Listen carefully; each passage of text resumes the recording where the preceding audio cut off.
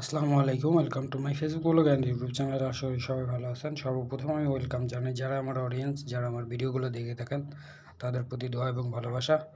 তো যারা নতুন কবুতর পালন করতে চান, তাহলে আপনারা আগে জায়গা নির্ধারণ করবেন, যাতে জায়গার আশেপাশে কোনো গাছ থাকলে পরে তাহলে ভালো হবে কবুতরের জন্য। দেখা যায় যে গরমের সময় কবুতরগুলো রেস্ট নিতে পারবে এবং বসতে পারবে। আমি যেখানে কবুতরের ঘরগুলো বসাইছি জায়গা আছে প্রচুর, এই জন্য দেখা যাচ্ছে যে কবুতরগুলো অনেক সুন্দরভাবে থাকে এবং ভালো থাকে।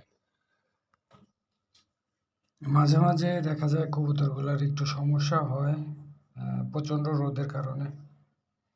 কবুতরগুলো দেখা যায় যে কবুতরের ঘরের নিচে চলে যায়, ঘরের নিচে একটু ঠান্ডা থাকে, এই জন্য ঠান্ডা স্থানে কবুতর চলে যায়। তো আপনারা সব কিছু বিবেচনা করে তারপরে কবুতরের ঘরগুলো স্থান নির্ধারণ করবেন, যাতে আপনাদের জন্য সুবিধা হয় এবং কবুতরগুলো ভালো রাখা যায়, সুস্থ রাখা যায়। একজন ভাই আমাকে কমেন্ট করেছিলেন যে আপনার ঘরগুলা কিভাবে বানাইছেন। ঘরগুলো আসলেও কয়েকটা ঘর আছে লোহার শিটের তৈরি। লোহার শিটের তৈরি দিয়ে ঘর বানাবেন না আপনারা, তাতে আপনাদের সমস্যা হবে। কাঠ দিয়ে যদি ঘরগুলা তৈরি করেন তাহলে দেখা যাবে যে আপনার ঘরগুলো ভালো থাকবে এবং সুস্থ থাকবে, কবুতরগুলোও অনেক ভালো থাকবে। কারণ কাঠের ঘরে অনেক রৌদ্র কম লাগে, কবুতরগুলো ঠান্ডা অবস্থায় থাকে।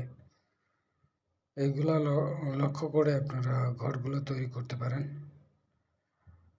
সবসময় কবুতরের দেখাশোনা করবেন, যাতে কবুতরগুলা ভালো আছে কিনা, সুস্থ আছে কিনা, এগুলা দেখে রাখবেন। দেখবেন যে আপনার কবুতরগুলা ভালো থাকবে এবং সুস্থ থাকবে। কবুতর সম্পর্কে আমিও ততটা জানি না। আপনারা যতটুকু কবুতর পালন করেন, অনেকে পুরনো লোক আছেন, তারা যদি জেনে থাকেন তাদের মাঝে আমার এই ভিডিওটা গেলে পরে আপনারা কিছু পরামর্শ দিয়ে যাবেন কবুতর সম্পর্কে। তো সবাই ভালো থাকবেন। আল্লাহ হাফেজ।